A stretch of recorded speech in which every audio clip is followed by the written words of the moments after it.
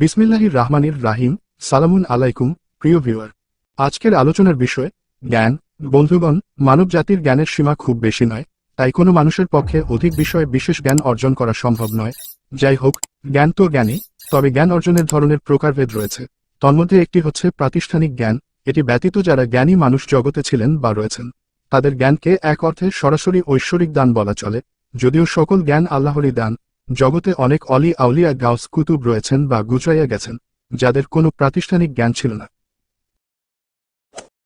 পক্ষান্তরে অধিকাংশ আউলিয়া ক্যারামগণ প্রাতিষ্ঠানিক জ্ঞান অর্জন করার পরও রাসূলে করিম সাল্লাল্লাহু আলাইহি ওয়াসাল্লাম এর দেখানো পথে কঠিন পরিশ্রম ও রিয়াজতের দ্বারাই সফলকাম হয়েছিলেন বা আল্লাহ রাব্বুল আলামিনের নিকটবর্তী হয়েছিলেন।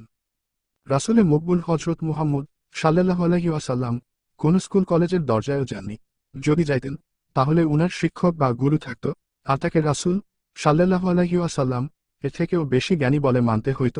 তিনি পিতা মাতার থেকে ও জ্ঞান আহরণ করেননি, অথচ বর্তমান দুনিয়ার বিজ্ঞান উনার জ্ঞানের সীমানা খুঁজে পায় না। তবে জ্ঞান বিতরণের বেলায় প্রাতিষ্ঠানিক জ্ঞানের বিকল্প পাওয়া দুরূহ, যদিও বা মিলে তবে সেটি দীর্ঘস্থায়ী হয় না। বন্ধুগণ, পরের পর্বে অন্য কোনো বিষয় নিয়ে আলোচনা করব ইনশাআল্লাহ। এতক্ষণ সঙ্গে ছিলাম আমি, মুস্তাফিজুর রহমান দিলু।